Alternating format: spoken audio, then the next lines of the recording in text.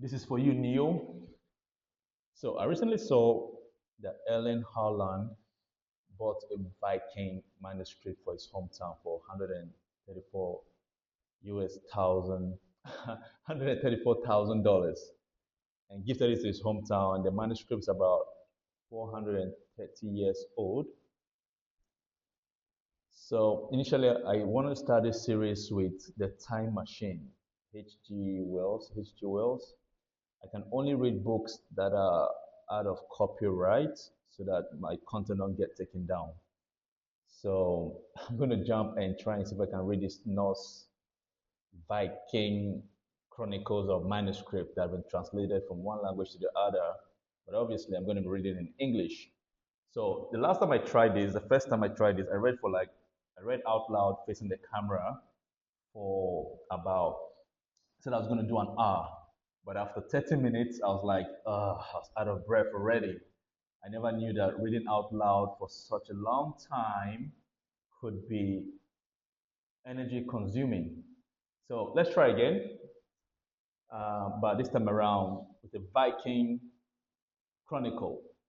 So let's see how this is gonna go. Okay, I'm not gonna be editing. I'm not gonna be editing this series. I don't have time to. I don't have the capacity to edit. So I might pause. I might pause the recording, but I doubt if I'll do any editing. It's gonna be raw. Some words you have to teach me how to pronounce it. Leave it in the comments. And enough of the talking. Heimskringla, or the Chronicle of the Kings of Norway, Snorri Sturluson, Snorri Sturluson, written by Snorri Sturluson. So any Norwegian out there, please bear with me if I'm murdering the pronunciation. So Holland, this is for you. As usual, I usually read everything in the textbook from the preface, everything. I try to cover everything. Now that agentic AI and AI is taking AI is doing a lot of heavy lifting for me. I have to go back to liberal arts. The background is engineering, but since liberal art might be the way, I'm going to be doing a lot of reading these days to keep the brain functional. So, preface. The Project Garten book, I got it for Project Garten, ebooks of Heimskringla, or the Chronicles of the Kings of Norway. I don't think I have to read this. Let's jump, let's jump, let's jump. Heimskringla, or the Chronicle of the Kings of Norway by Snorri Sturlason, 1179 to 1241. Originally written in Old Norse, 1225 AD, by the poet and historian Snorri Sturlason. Once again, if I'm pronouncing the name wrongly, help me, show me the right pronunciation of any word, any word. Transcriber's notes. Heimskringla of Snorri Sturlason is a collection of sagas concerning the various rulers of Norway from about AD 850 to the year AD 1177. The sagas covered in this work are the following: 1. Halfdan, the Black Saga. 2. Harald, Hafaga's Saga. Hakon, the Good Saga. 4. Saga of King Harald, Rafield, and of El Hakon. 5. King of Olaf, Trygvasson Saga. 6. Saga of Olaf Herassen, Saint Olaf. 7. Saga of Magnus the Good. 8.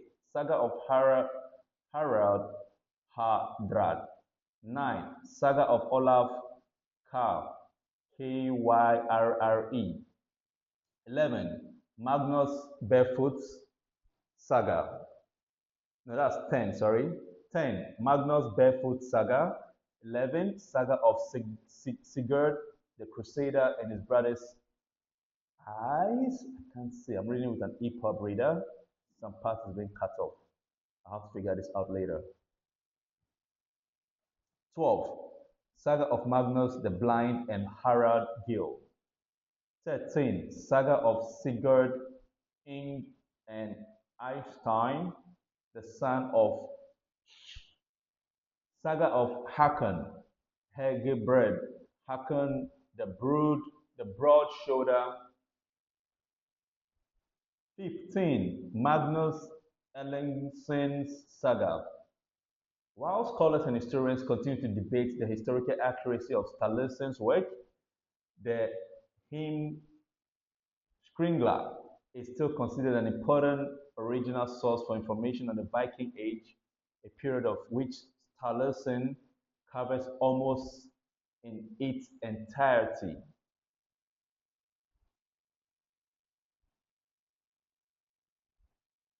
All right, so we jump to the preface of Snorre Sturluson, Halfdan the Black Saga. I don't know if I have to read all of this. One, Halfdan fights with Gandalf and Sigtrag. Battle between Halfdan and Eystein. Three, Halfdan's marriage. Halfdan's strife with Gandalf's son. Halfdan's marriage with Hjort, Hodge, daughter.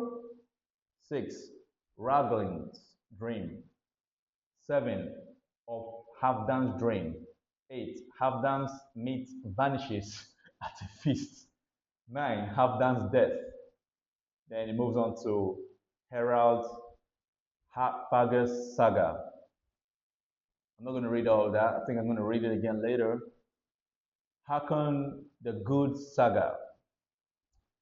Saga of King Harald Grafid and of El Hakon, son of Sigurd, Sigurd. King Olaf, Tryggvason saga. Saga of Olaf Haraldsson. Feels like I've seen movies on some of these names. I've heard of them. I don't know. It's a long list and the preface. Saga of Magnus the Good. I think I've gone over this already. So let me just jump to the very beginning. Another preface.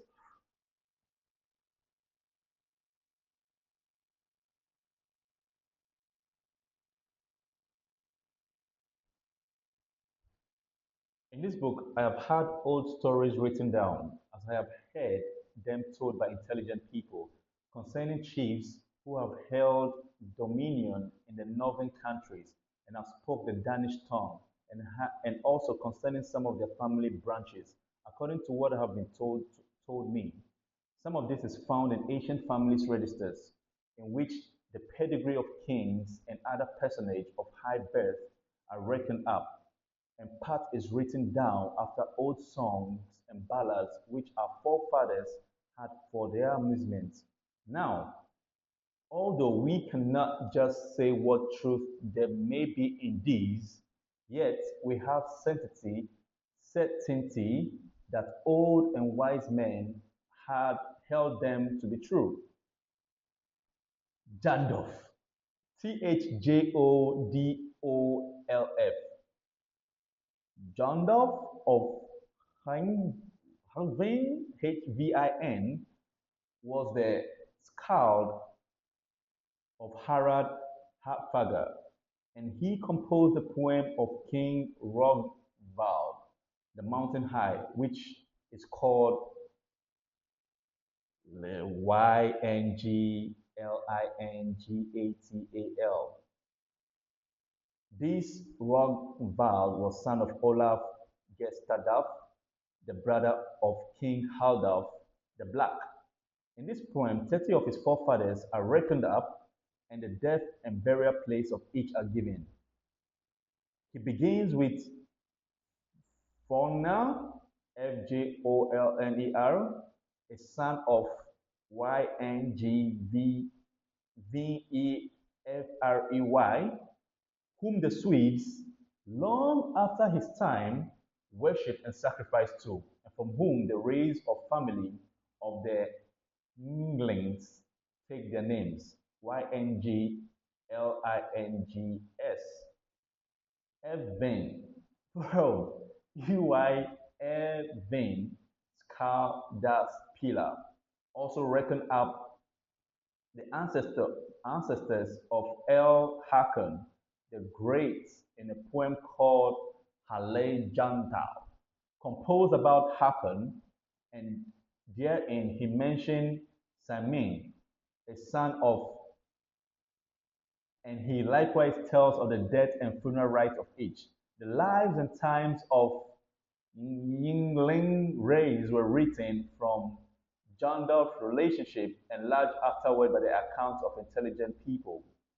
As to funeral rites, the earliest age is called the Age of Burning because all the dead were consumed by fire and over their ashes were raised standing stones, and their ashes were raised, sorry, but after Frey was buried under a cairn at Uppsala, many chiefs raised cairns, Cairns, as commonly as stones to the memory of their relatives. The age of cairns began properly in Denmark after Dan Milkellates had raised for himself a burial cairn and ordered that he should be buried in it on his death with his royal ornaments and armor, his horse and saddle furniture, and other valuable goods. And many of his descendants followed his example.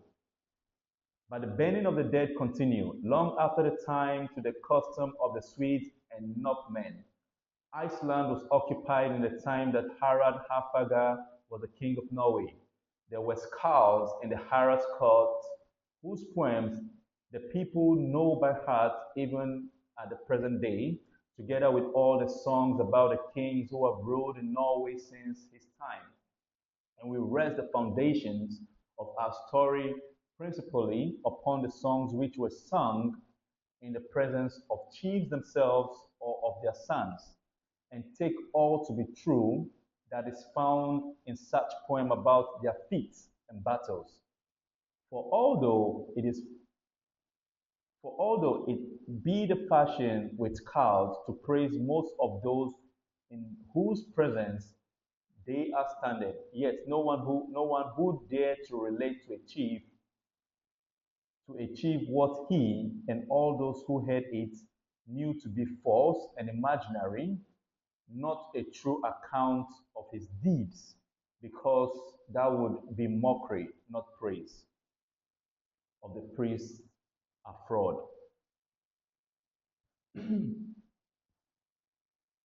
The priests are fraud, the land, the son of Torgils, the son of Gela, was the first man in this country who wrote down in the Norse language relative narrative of events both old and new. In the beginning of his book, he wrote principally about the first settlement in Iceland, the laws and government, and next of lagmen, and how long each had administered the law.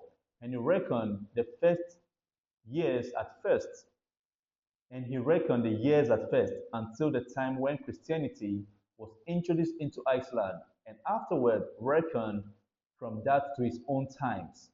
To, to this, he added many other subjects, such as the lives and times of kings of Norway and Denmark, and also of England, beside accounts of great events which had taken place in this country itself. His narratives are considered by many men of knowledge to be the most remarkable of all, because he was a man of good understanding and so old that his birth was far back as a year after Harald Sigurdsson's fall. He wrote, as he himself says, the lives and times of the kings of Norway from the report of old Karlsson, a grandson of Hal of Cedar. Odd, Odi, again took his information from the Torger Afragskol, Afrak, take that again, Afradskol,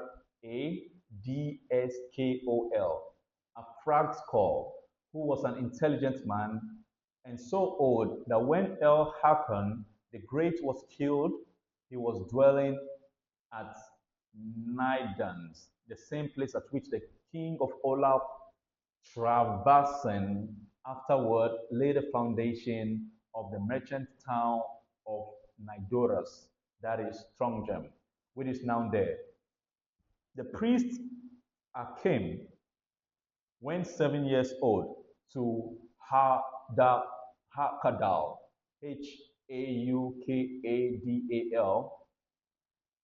to Hal Toranrinsen, and was there 14 years. Hal was a man of great knowledge and of excellent memory, and he could even remember being baptized when he was 3 years old by the priest of Tangrand, the year before Christianity was established by the law in Iceland. R, I think is someone's name, ARE, probably not pronouncing it well. R was 12 years of age when Bishop Isleif died, and his age, 80 years, had elapsed since the fall of Olaf Traversen. Hal died 9 years later than Bishop Asleif and had obtained nearly the age of 94 years. Hal had traded between the two countries and had enjoyed intercourse with King Olaf the Saint, by which he had gained greatly in reputation, and he had become well acquainted with the King of Norway. He had fixed his residence in Hakadal when he was 30 years of age, and he had dwelt there 64 years as R tells us. Teit, Teit, a son of Bishop Isleif, was fostered in the house of Al at Hakadal, and afterward dwelt there himself. He, he taught R, the priest, and gave him information about circumstances which R afterward wrote down. R also got many pieces of information from Torid, a daughter of the god Snor, Gode. She was wise and intelligent and remembered her father Snor, who was nearly 35 years of age when Christianity was introduced into Iceland and died a year after King Olaf the Saint's fall.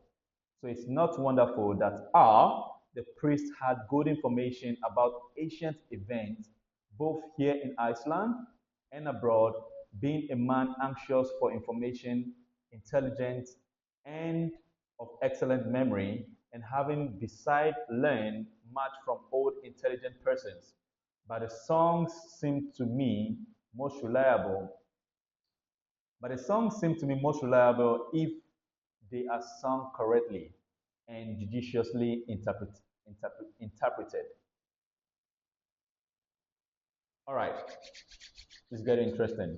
Halfdan, the Black Sea. Preliminary, preliminary remarks. Of this saga, there are other versions in the Fagskina and in Flateyjarbok, Flateyjarbok.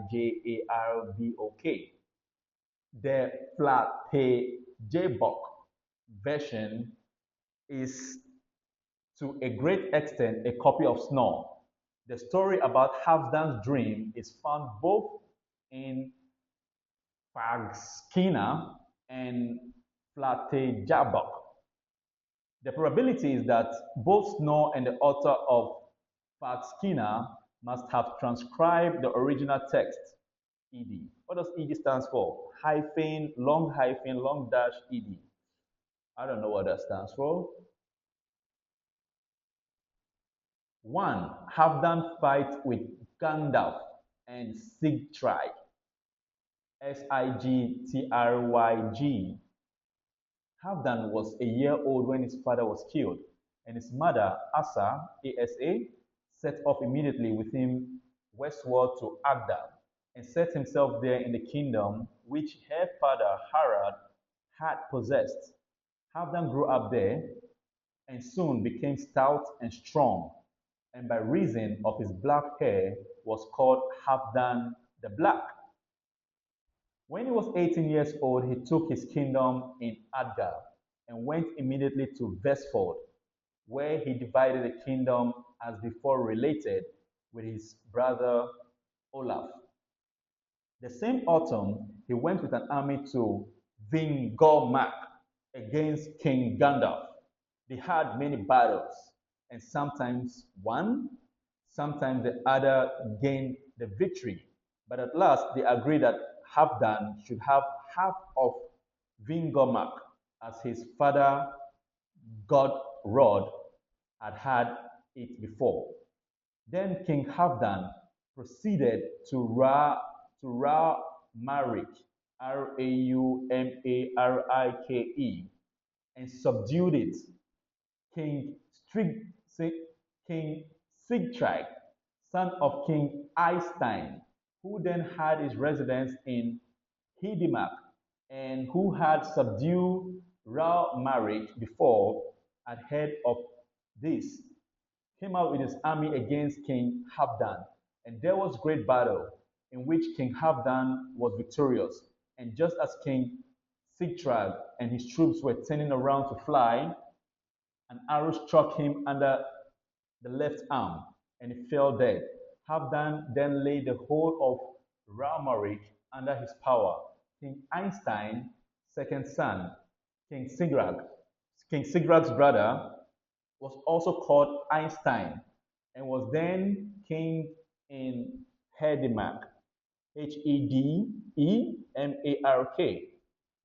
As soon as Halfdan returned to Vestfold, King Eystein went out with his army to Raumarike and laid the whole country in subjection to him.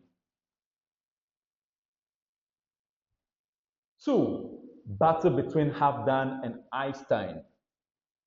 When King Halfdan heard of this disturbance in Raumarike, he again gathered his army together and went out to King Eystein. A battle took place between them, and Halfdan gained the victory, and Eystein fled up to Hidemark, pursued by Halfdan. Another battle took place, in which Halfdan was again victorious, and Eystein fled northward, up into the Dales, to the Hesse Gudbrand, Gudbrand. There he was strengthened with new people, and in winter he went toward Hidemark and met Halfdan the Black upon a large island which lies in the lake. Mjosen. Johnson, Johnson Lake. There's a great battle there. A great battle was fought, and many people on both sides were slain. But Halfdan won the victory. There fell Guttorm, the son of Hesse Gudbrand, who was one of the finest men in the uplands. Then Einstein fled north up the valley and sent his relation Halvard Skak to King Halfdan to beg for peace. On consideration of their relationship, King Halfdan gave King Einstein half of Hidemark, which he had his relations had held before, but kept to himself Totten and a district called Land. He likewise appropriated to himself Hardeland and thus became a mighty king. 3. Halfdan's marriage. Halfdan the Black got a wife called Ragnhild, Ragnhild, a daughter of Harald Godskeg, Goldbeard, who was king in Sogn, Sogn. They had a son to whom Harald gave his own name, and the boy was brought up in Sogn by his mother's father, King Harald. Now when this Harald had lived out his days nearly, he was become weak, having no son. He gave his dominions to his daughter's son Harald, and gave him his title of king, and he died soon after. The same winter, his daughter Ragnhild died, and the following spring, the young Harald fell sick and died at 10 years of age. As soon as Halfdan the Black heard of his son's death, he took the road northward to Sogn with a great force and was well received. He claimed the heritage and dominion after his son, and no opposition being made, he took the whole kingdom. El Atley, Mvu, Mjove, the slender, who was a friend of King Havdan, came to him from Golab. The king set him over some districts to judge in the country according to the country's laws and collect cuts upon the king's account. Thereafter, King Havdan proceeded to his kingdom in the uplands. 4. Havdan strife with Gandalf's son. In autumn, King Havdan proceeded to Vingolmak. One night, when he was there in the guest quarters, it happened that about midnight a man came to him who had been on the watch on a horseback and told him a war force was come near to the house. The king instantly got up, ordered his men to arm themselves, and went out of the house and drew up in the battle order. At the same moment, Gandalf's son, Hysing, and Helsing made their appearance with a large army. There was a great battle, but Halfdan, being overpowered by the numbers of people, fled to the forest, leaving many of his men on the spot. His foster father, Olva Spark the Wise, fell here.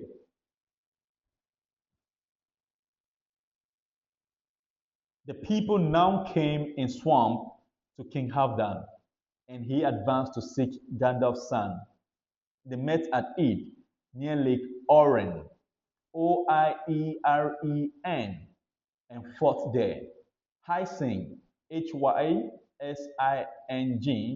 and Helsing fell, and their brother Hake saved himself by flight.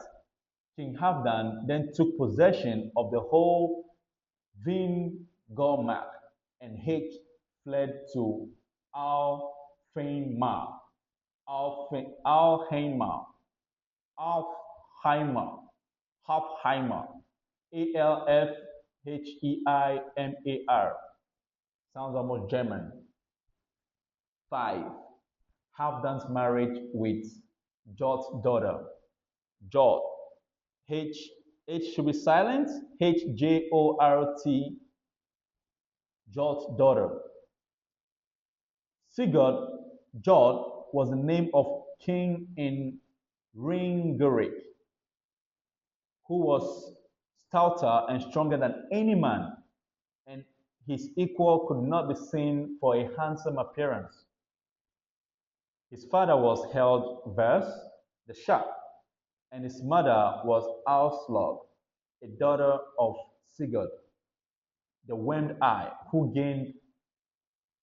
again was a son of Ragnar Lodbrok. It is told of Sigurd that when he was only 12 years old, he killed in single combat the Berserk Hildebrand and 11 others of his comrades, and many are the deeds of manhood told of him in a long saga about his feats.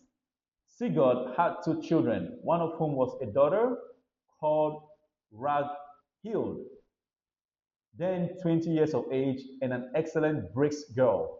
Her brother, Goton, was a youth. It is related to regard to Sigurd's death that he had a custom of riding out quite alone in the uninhabited forest to hunt the wild beasts that are hateful to man, and he was always very eager at his sport. One day he rode out into the forest as usual, and when he had ridden a long time way, he came out of a piece of cleared land near the Hardyland. There the Berserk Hake came against him with 30 men, and they fought. Sigurd Hodge fell there after killing 12 of Hake's men, and Hake himself lost one hand and had three other wounds. Then Hake and his men rode to Sigurd's house, where they took his daughter Ragnhild and her brother Guton and carried them with much property and valued article home to Headland, where Hake had many great farms. He, he ordered a feast to be prepared, intending to hold his wedding with Raghil, but the time passed on account of wounds which healed slowly, and the berserk Hake of Hedeland had to keep his bed on account of his wound all the autumn and beginning of winter. Now King Hadaf was in Heidemark at the Yule entertainment when he heard of this news. And one morning, when the king was dressed, he called to him Harik Gand and told him to go over the Heideland and bring him Raghil, Sigurd Hodge's daughter.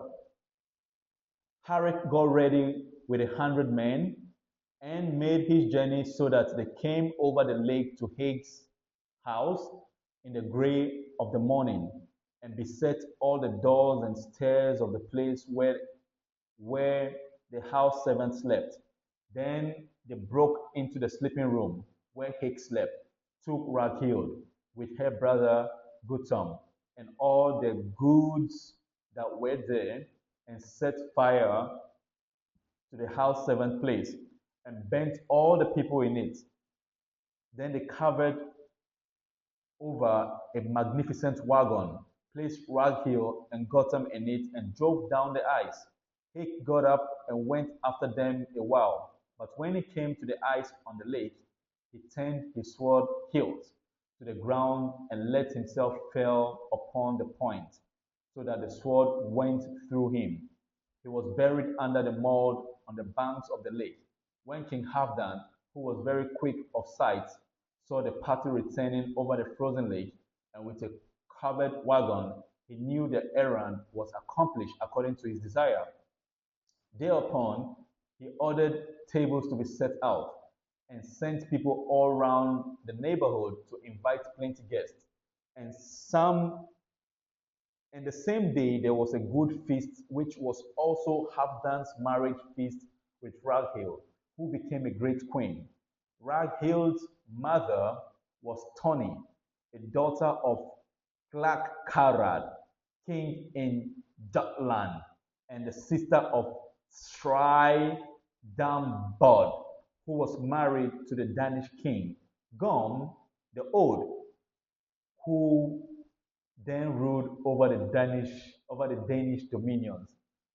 Six of Harald's dreams. I'm going to stop here. Continue maybe tomorrow. Catch you in the next reading session. Bye.